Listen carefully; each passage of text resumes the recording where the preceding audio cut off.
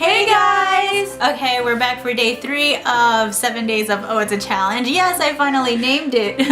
While I was uploading the first video, I was like, 7 days of OhitsaChallenge. So we are making gingerbread bears. Yes, instead of, gingerbread men, we're making tiny gingerbread bears and they're so cute.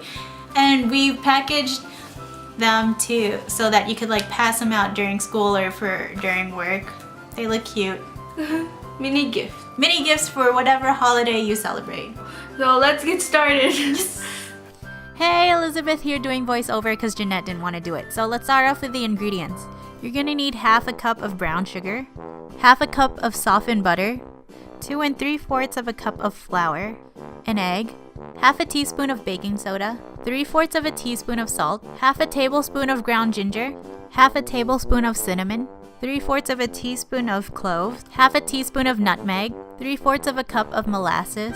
Oh my gosh, this was so hard to find, but you could get it at any grocery store. It's near the pancake syrup. Who knew? Now as for equipment, you're going to need an electric mixer, a spatula or something to mix with. It could be your fingers, your foot, your face, whatever. A mini bear cutter. Ours was under this square measuring cup, a rolling pin, and some measuring cups and measuring spoons. Now let's get to mixing. Put 2 3/4 of a cup of flour in a bowl. Next, add in half a teaspoon of baking soda. Add 3/4 of a teaspoon of salt. That's 3 1/4 teaspoons of salt.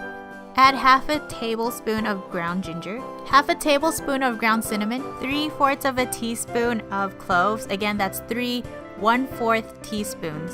Half a teaspoon of ground nutmeg. Now mix that thoroughly. Now in a separate bowl, ours is a rice cooker, add half a cup of softened butter, half a cup of brown sugar, then use the electric mixer to mix those two ingredients together. Mix until it looks a little something like this, then add in your 1 egg. Finally, go ahead and pour that 3/4 of a cup of molasses. Be sure to heat it for about 15 seconds so it's easier to pour, and it will smell like soy sauce. Don't worry, that's normal. Mix that bad boy up with an electric mixer and mix until it looks a little something like this. Next, add your dry ingredients to your wet ingredients and then mix again using your electric mixer. Wrap your dough in plastic wrap and put that in the freezer for about 30 minutes or in the fridge for an hour. When your dough is nice and firm, put some flour on a clean, hard surface. Knead your dough until it becomes more malleable.